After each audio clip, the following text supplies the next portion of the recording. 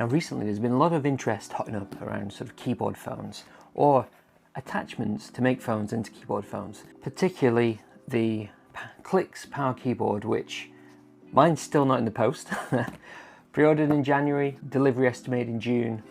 It's a little bit into July. It's apparently going to be on the production line.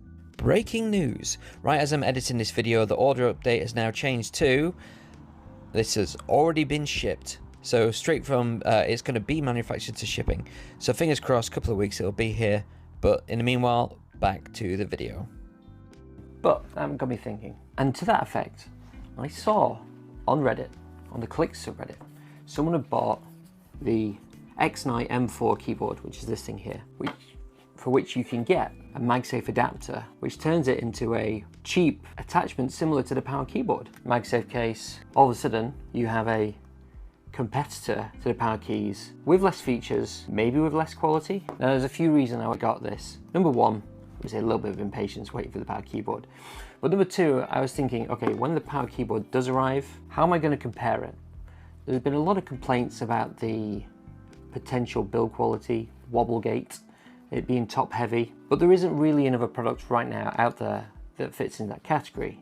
The closest thing really is this. So I've got it for those reasons really. A bit of comparison, to add a bit of reality into the mix, and also it's a fun little gadget to play around with. Now a big caveat of course, the attachment here for the MagSafe. Now the Galaxy Z Fold 7 doesn't have MagSafe built in, and Exknight don't provide a Z Fold 7 compatible case, so I had to buy an iPhone 1, and there is a bit of a difference. So actually, first thing first, let's go over what do you actually get in the packaging. Well, it's pretty basic. You get just a USB charging cable, the keyboard, and some basic instructions, which tell you how to pair the device and also tell you what the different lights mean when they're charging, and also how to turn on the backlight, which is reasonably inconsistent. I'll get some B-roll and throw that on the screen right now.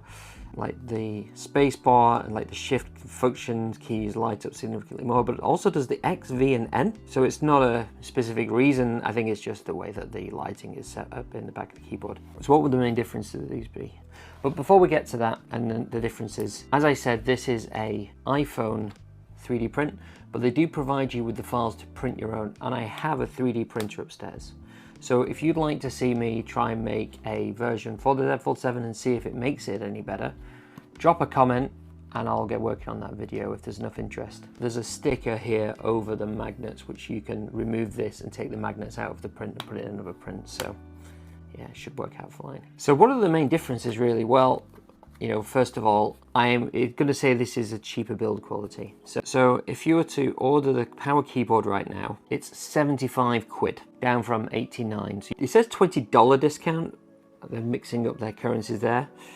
And then let's just verify the price of the Exknight M4. So the Exknight keyboard, there's a few different versions of them. So it's £31.26 for the keyboard on its own. If you want to buy it with a MagSafe accessory like I did, hilariously, it's no longer in stock. Looks like Amazon have stopped selling it, which is pretty incredible. But the price that I paid was actually only £32.99. That included the free 3D print. So the keyboard and the 3D print was £32.99. So 75 quid versus £33. Less than half price. There's gonna be some compromises. So what are the main ones? Well, first of all, this doesn't have multiple Bluetooth profiles. So the power keyboard has multiple, so in fact you can go up to 9 profiles. So if I do want to use this with multiple devices, then you have to disconnect from the device that it's currently paired to, and you hold down, I think it's the function key and Q for 2 seconds. It enables pairing mode and you can pair to a new device. Probably not a problem if you're not in the room with the main device you're paired to, but one of the things I'm going to use the Clicks power keyboard is, you know, if I've got my tablet in a little tablet stand on my desk, it's actually quite a pain to type on the virtual keyboard and it doesn't autocorrect very well. If I can connect the power key and quickly type it out, that's one of the main reasons I'm going to go for. Swapping devices, connecting to the PlayStation, connect to the phone, connect to the gym phone.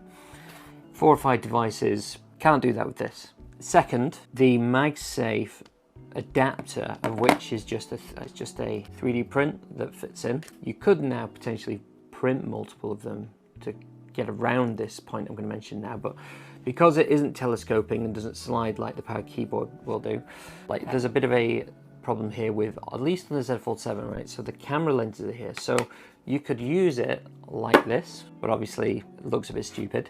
If you wanted to turn it round and maybe, for example, fold it out and try to attach it, it won't turn beyond there because the camera's in the way.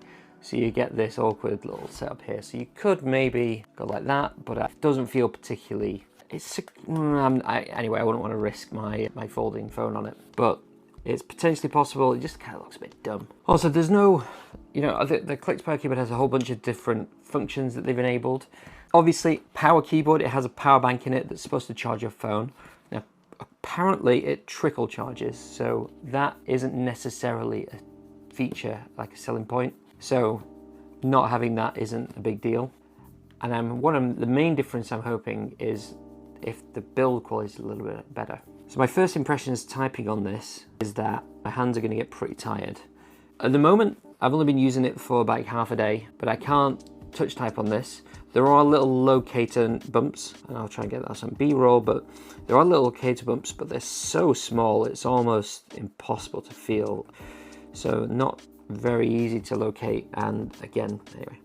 So it's going to take some getting used to. So what I'm hoping with the difference in the power keyboard is that maybe the keys are slightly better and it will be slightly easier to touch type. Although my main worry with the key, like this keeps the thinness of the device. It doesn't make it that much thinner. So while it's a bit top heavy, it isn't so bad in the hand.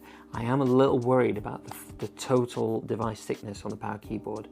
So something to look forward to when I finally do get it, which is still looking to be a couple of weeks away. So yeah, just a quick video really, just to kind of show this device here. What do you think? Have you bought the Exknight M4? Are you willing to buy yourself something a little bit cheaper just so you can get yourself a MagSafe keyboard? Although I've just noticed rotating this on the back has left a bit of a imprint on the aramid fibers. So maybe I need to keep an eye on that. I guess the sticker that they've added on here is maybe a little bit on the abrasive side. Something to bear in mind.